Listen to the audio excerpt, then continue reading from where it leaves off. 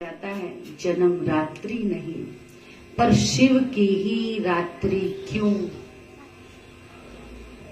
और शिव की रात्रि जब हम मनाते हैं अर्थात उसका जन्मदिन मनाते हैं, जन्म के साथ फिर बारात भी निकालते हैं। दो खुशी हो गई, जन्म भी और बारात भी।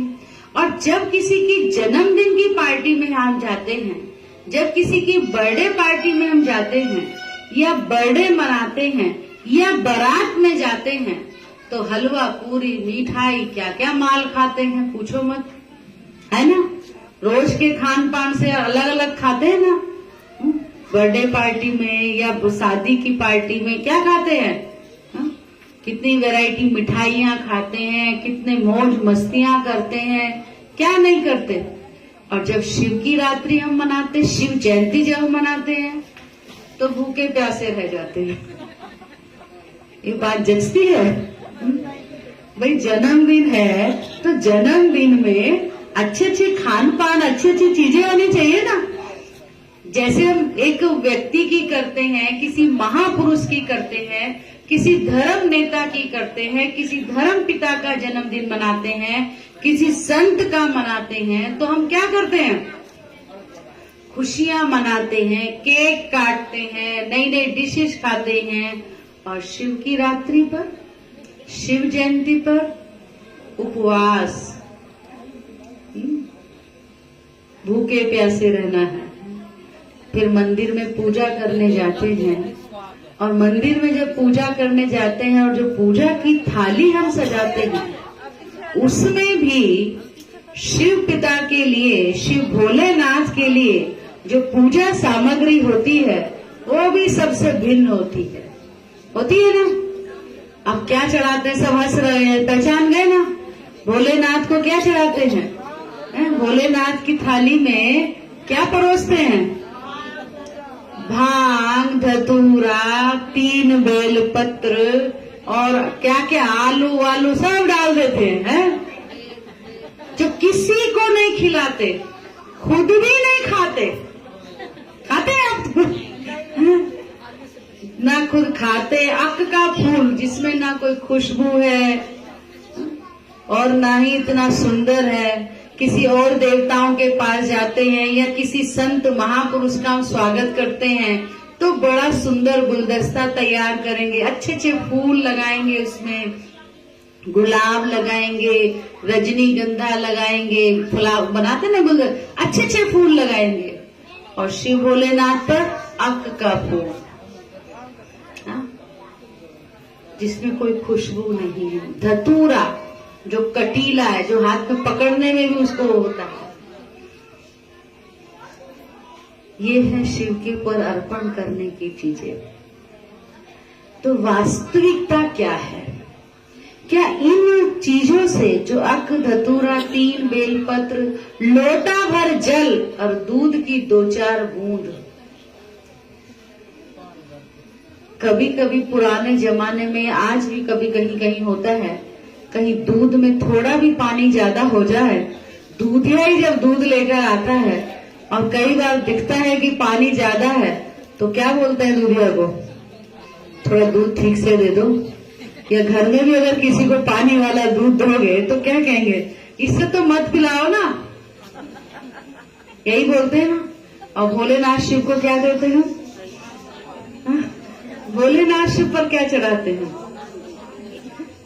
दूध की 2-4 बूंद, और तो पूरा पानी है, जल है, और उसमें खुश कर रहे हैं उसको, है? कितना भोला है ना, खुश भी हो जाता है, होता है ना खुश।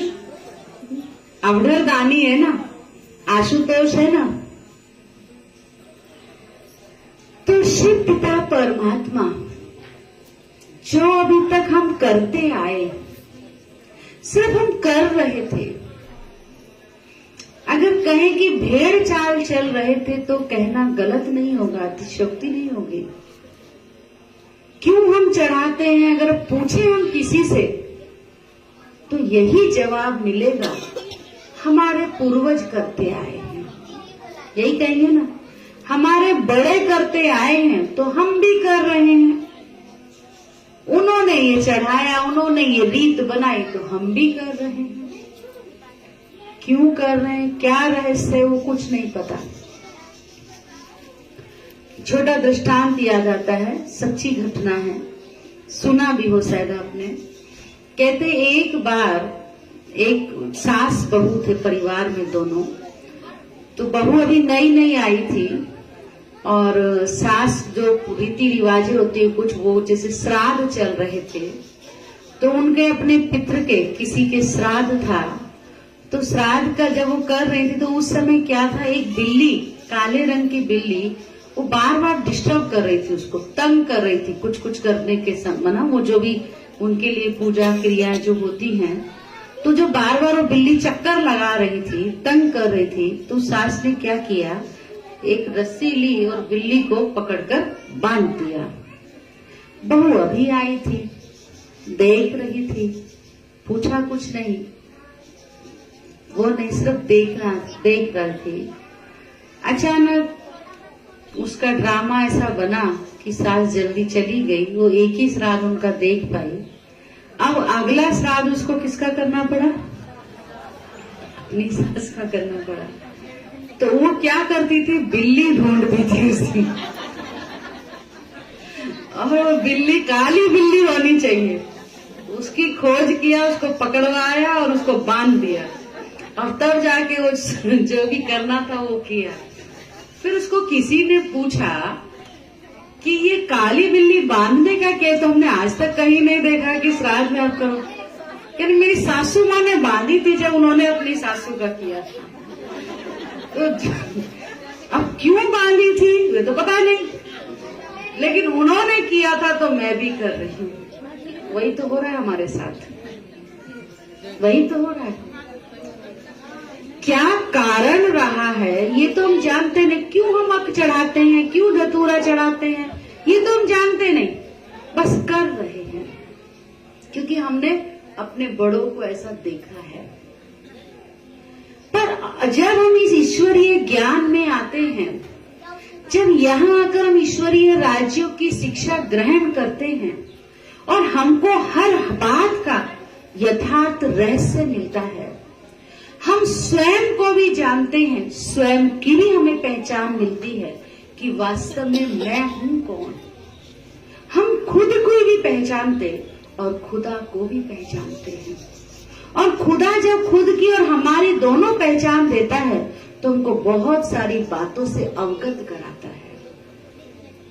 सबसे पहले उसने हमें क्या अवगत कराया कि बच्चे आप आत्मा हो, आप ये शरीर नहीं हो, ये शरीर 5 तत्वों से मिलकर बना है और 5 तत्वों में ही मिल जाना है।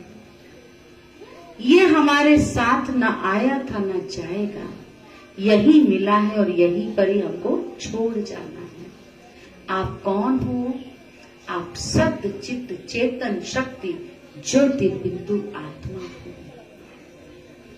आप आत्मा सत्वगुणी हो। ज्ञान, सुख, शांति, प्रेम, आनंद, पवित्रता, शक्ति, ये मुझ आत्मा के निजी गुण हैं। इसीलिए जब भी हम भगवान को, जो भी हमारे इष्ट देव हैं, उनको हम याद करते हैं, प्रार्थना करते हैं, हम भगवान से यही सदा कहते हैं, हे भगवान, हे प्रभु, हे मेरे देव, मेरे जीवन में अथाह ज्ञान देना, अथाह सुख देना, शांति देना, प्रेम देना। कभी मैंने अज्ञान नहीं मांगा, कभी मैंने नफरत नहीं मांगी, कभी मैंने ईर्ष्या नहीं मांगी, कभी मैंने घमंड नहीं मांगा, बल्कि यही कहा, भगवान मुझे इतना देना, मैं भी भरपूर रहूं और जो मेरे दर पर आए वो भी भरपूर होकर जाए, पर मुझे कभी घमंड ना आए, मुझे कभी अभिमान ना आए। यही कहते हैं ना भगवान से, यही कहते हैं ना। होता क्या है, होता क्या है, जो हम ना भगवान से मांगते हैं, ना कहते हैं, ना हम खुद चाहते हैं, लेकिन इसके अपोजिट हो जाता है। तो अपोजिट क्यों हुआ? क्योंकि हमारी आत्मा की जो शक्तियां, हमारे आत्मा के जो गुण थे, वो अब खत्म हो गए, मर्ज हो गए। अर्थात हम आत्मा प्रेम से भरपूर थी, आज क्रोध से भरपूर है, और क्रोध के कारण हम एक दूसरे को कांटा चुभाते रहते हैं, गुस्सा करते रहते हैं, उल्टे सीधे बोलते रहते हैं। तो वो कांटे का सिंबल बना दिया कटीला, वो होता है ना धतूरा। तो प्रभु ने कहा, भोलेनाथ शिव ने कहा, हे आत्मन, तुम अपना ये कटीलापन, ये क्रोध, ये गुस्सा, ये ईर्ष्या, ये नफरत मुझे अर्पण कर दो।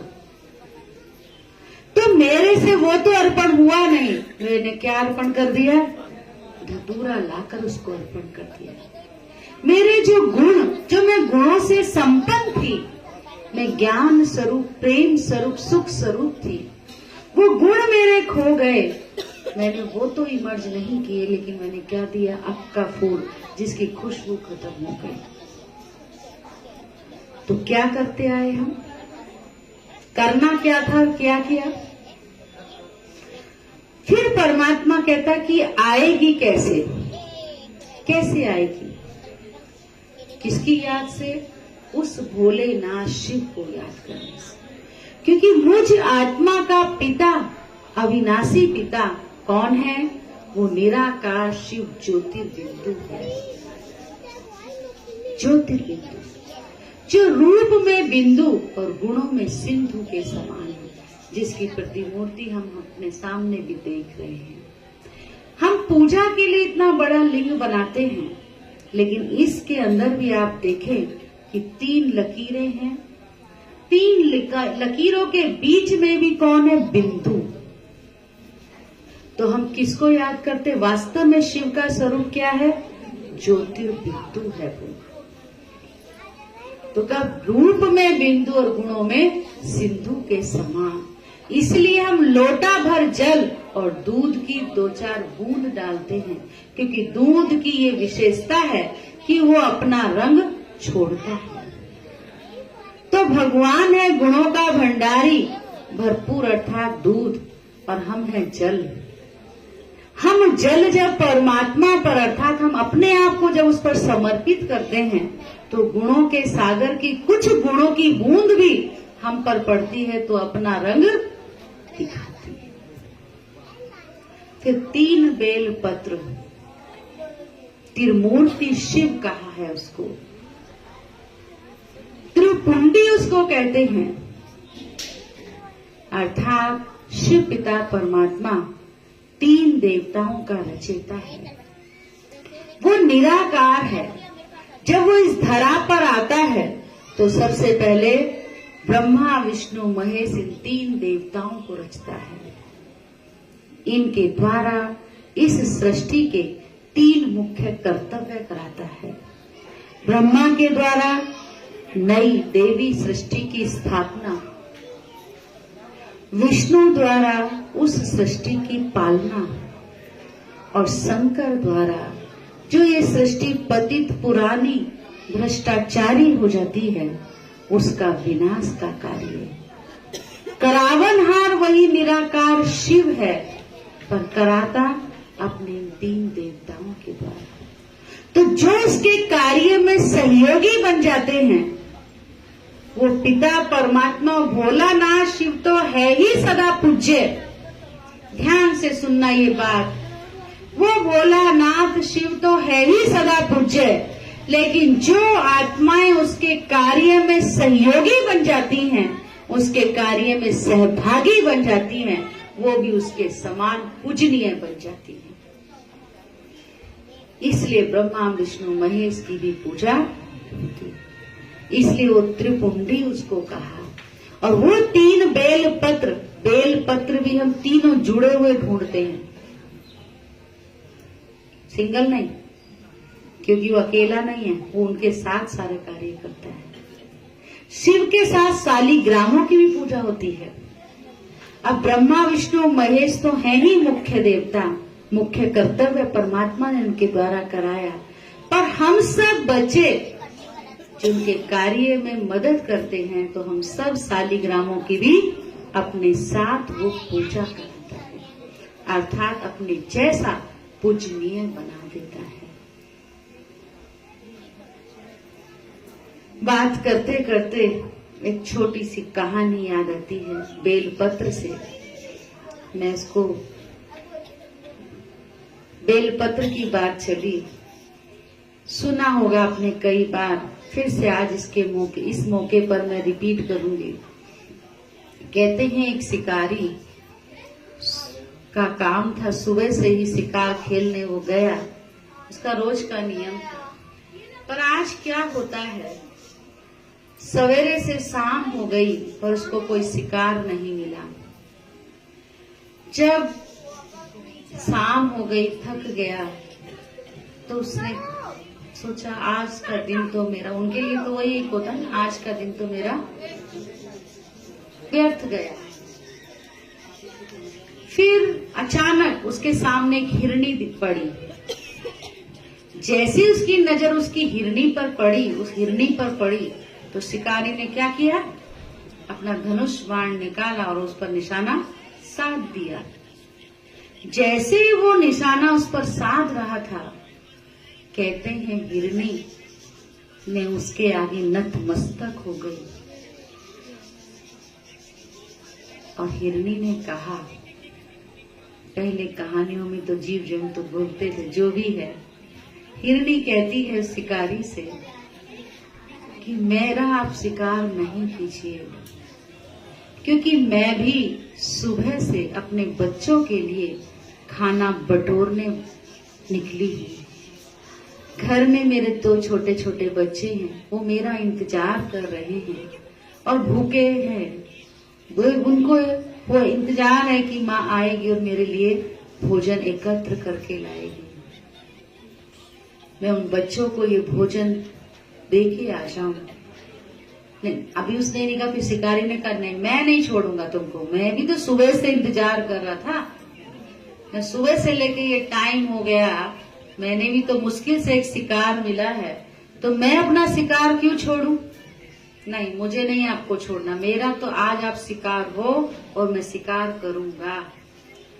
जब उसने देखा ये नहीं मानता है शिकारी, तो उसने कहा ठीक है, अगर आपका मैं शिकार हूं तो मेरा आपसे एक निवेदन है, मैं आपसे वायदा करके जाती हूँ, मैं ये भोजन अपने बच्चों से मिलकर आती हूँ, उनको भोजन भी दे के आती हूँ और उनसे छुट्टी भी लेकर आती हूँ, फिर मैं आपके लिए हाजिर हूँ।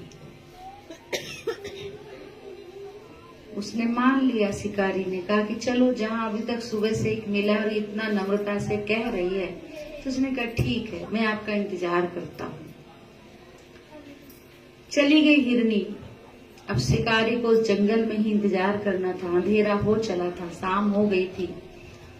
अब उसने थोड़ी देर तो बैठा, सोचा, फिर देखा कि यहाँ नीचे कहाँ मैं रहूं, कभी कोई और सांप वाप ना आ जाए, उस डर से वो एक पेड़ पर चढ़ गया और पेड़ पर चढ़कर बैठ गया। फिर देखा, सोचा कि अगर मैं सो गया, मेरी आंख लग गई, तो कहीं हिरनी आकर चली ना जाए, इसलिए मुझे रात भर जागना पड़ेगा, जब तक वो हिरनी नहीं आती है तब तक जागना पड़ेगा।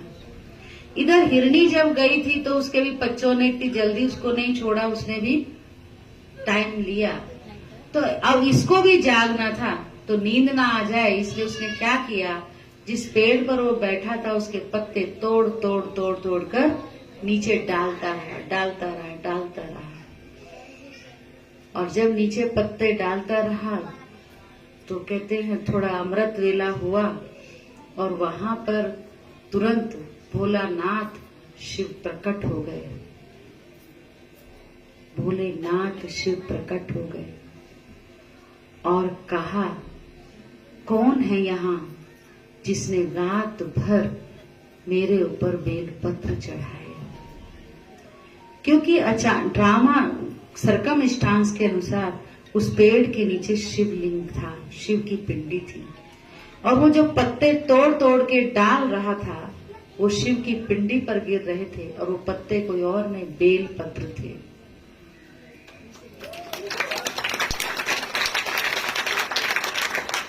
उसने रात भर बेल पत्र चढ़ाए, तो भोलेनाथ तो है ही भोलानाथ, तभी तो उसको आशुतोष कहा, भोलानाथ कहा।